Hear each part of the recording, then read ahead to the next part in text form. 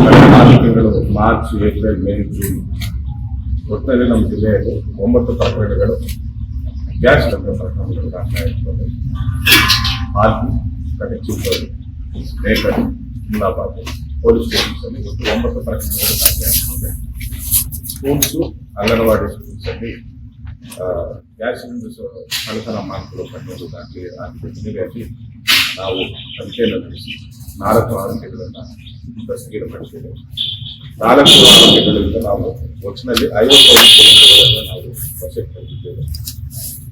ಅದೇ ರೀತಿ ಈ ಕಳ್ಳತನಕ್ಕೆ ಯೂಸ್ ಮಾಡ್ತಿರುವ ಗಾಡಿಯನ್ನು ಒಟ್ಟಿನಲ್ಲಿ 2,75,000 ಸಿಲಿಂಡರ್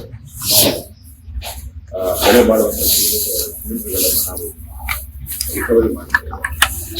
4 ಆರೋಪಿಗಳನ್ನು ಅರೆಸ್ಟ್ ಮಾಡಿದ್ದೇವೆ. ಅದರಲ್ಲಿ ಒಬ್ಬ ಆರೋಪಿಗೆ ಈ ಹಿಂದೆ ಕಳ್ಳತನ ಮಾಡಿದ ಕೇಸುಗಳು ಆತನ ಮೇಲೆ ಇದೆ. MOP ಕೂಡ ಇದ್ದಾರೆ. ಆಕ್ಚುಲಿ ಒಂದು ಹೋಟೆಲ್ ನಡೆಸ್ತಾ ಇದ್ದಾರೆ. So night time schools, anganwadi schools break open ಮಾಡಿ ಸಿಲಿಂಡರ್ ಅದು ನಾನು ಹೋಟೆಲ್ ಇಟ್ಕೊಳ್ತಿದ್ದೆ. ಹೋಟೆಲ್ ಡಿಸ್ಟ್ರಿಬ್ಯೂಟ್ ಮಾಡ್ತೀನಿ. ಸೊ ನೋಡುವವರು ಕೂಡ ಯಾರು ಕೂಡ ಅನುಮಾನ ಬಂದಿಲ್ಲ. ಸಿಲಿಂಡರ್ಸು ಹೋಟೆಲ್ಗೆ ಯೂಸ್ ಮಾಡ್ತಿದ್ದಾರೆ ಹೌದು.